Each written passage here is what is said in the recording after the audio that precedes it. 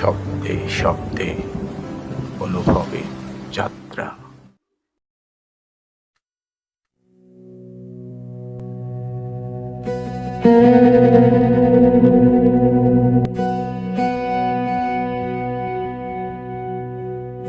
আমি কিরকম ভাবে বেঁচে আছি তুই এসে দেখে যা নিখিলেশ।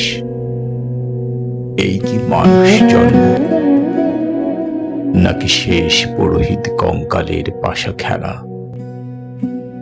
প্রতি সন্ধ্যাবেলা আমার বুকের মধ্যে হাওয়া ঘুরে ওঠে, হৃদয়কে অবহেলা করে রক্ত। আমি মানুষের পায়ের কাছে কুকুরে হয়ে বসে থাকি, তার ভেতরের কুকুরটাকে দেখব বলে।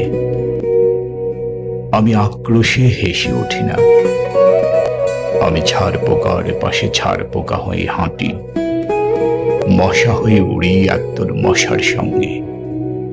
খাঁটি অন্ধকারে স্ত্রীলোকের খুব মধ্যে ডুব দিয়ে দেখেছি দেশলাই জেলে।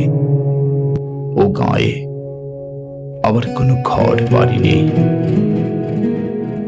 আমি স্বপ্নের মধ্যে বাবুদের বাড়ির ছেলে সেজে গেছি রঙ্গালয়ে। পরাগের মতো ফোঁ দিয়ে উড়িয়েছে দৃশ্য লোক। ঘামে ছিল না এমন গন্ধক যাতে ক্রোধে জ্বলে উঠতে পারি। নিখিলেশ, তুই একে কি বলবি? আমি শোবার ঘরে নিজের দুই হাত পেরেকে বিঁধে দেখতে চেয়েছিলাম যিশুর কষ্ট খুব বেশি ছিল কিনা। আমি ফুলের পাশে ফুল হয়ে ফুটে দেখেছি, তাকে ভালোবাসতে পারি না। আমি কপাল থেকে ঘামের মতন মুছে নিয়েছি পিতামহের নাম।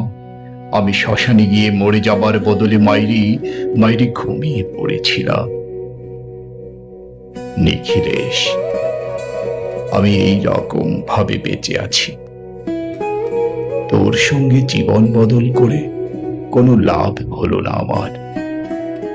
একই নদীর তরঙ্গে ছেলেবেলার মতো ডুব সাঁতার, অথবা চশমা বদলের মতন কয়েক মিনিট আলোড়ন, অথবা গভীর রাত্রে সঙ্গম নিরত দম্পতির পাশে শুয়ে পুনরায় জন্ম ভিক্ষা। কেননা সময় নেই। আমার ঘরের দেয়ালের চুন ভাঙা দাগটিও বড় প্রিয়। মৃত গাছটির পাশে উত্তরের হাওয়ায় কিছুটা মায়া লেগে আছে।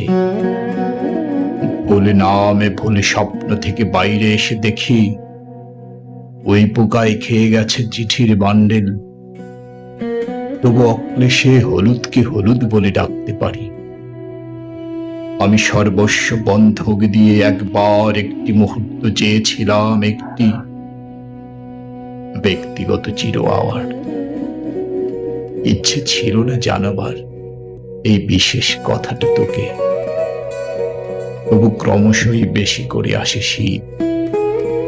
রাত্রে এরকম জলতেষ্টা আর কখনো পেত না। রোজ অন্ধকার হাতড়ে টের পাই তিনটি ইঁদুর।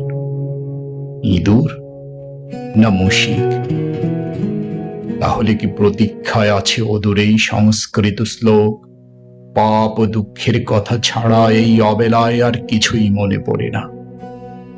আমার পূজা ও নারী হত্যার ভেতরে বেজে ওঠে সাইরেন। নিজের দুহাত যখন নিজেদের ইচ্ছে মতো কাজ করে, তখন মনে হয় ওরা সত্যিকারের।